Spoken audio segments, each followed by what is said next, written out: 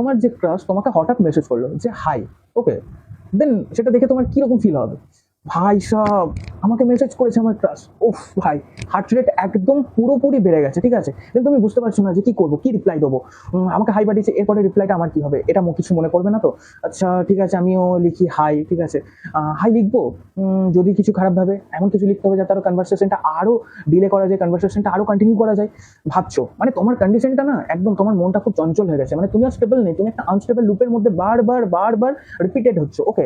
এবং বারবার তুমি মেসেজটা সেন্ড করলে, দেন বারবার 5 সেকেন্ড অন্তর অন্তর তার মেসেজটা সিন করছো, কি করছি, অনলাইন আসছে, লাস্ট সিন কখন, কি রিপ্লাই দিল, এরপর আমি কি রিপ্লাই দেবো।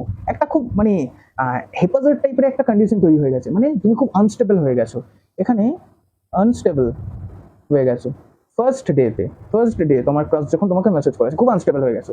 দেন আস্তে আস্তে যখন সময় এগোবে, আফটার ওয়ান মান্থ কি হবে, আফটার 1 মান্থ যেটা হবে সেটা হচ্ছে যে তোমার যে ক্রাশ সে তোমার স্বাভাবিক স্বভাবে পরিণত হয়ে যাবে। I mean she becomes your হোমি।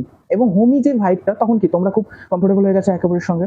দেন তোমার মধ্যে ওই যে অ্যাংজাইটি, এক্সাইটমেন্ট সেটা আর নেই, তোমরা খুব রিল্যাক্স হয়ে গেছো। তোমরা এখন নিজেদের মধ্যে কথা বলো কোনো রকম without any kind of anxiety আর এক্সাইটমেন্ট, মানে তোমাদের স্টেটটা এখন খুব স্টেবল। এই যে তুমি যে আনস্টেবল হয়ে আছো, তোমাদের মধ্যে যে আনস্টেবল ব্যাপারটা, এটা হচ্ছে যে transient response, okay. And after one month তোমরা স্টেবল হচ্ছ, এটা হয়ে গেছে স্টেডি স্টেট কন্ডিশন, ওকে। এটা হলো স্টেডি স্টেট কন্ডিশন।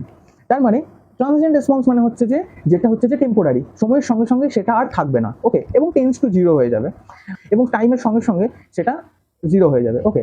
এবং সেই ট্রানজিয়েন্ট রেসপন্সটা জিরো হয়ে যাওয়ার পর তোমার জীবনে যে একটা স্টেবিলিটি আসবে, সেটাই হচ্ছে যে তোমার স্টেডি স্টেট কন্ডিশন, ওকে।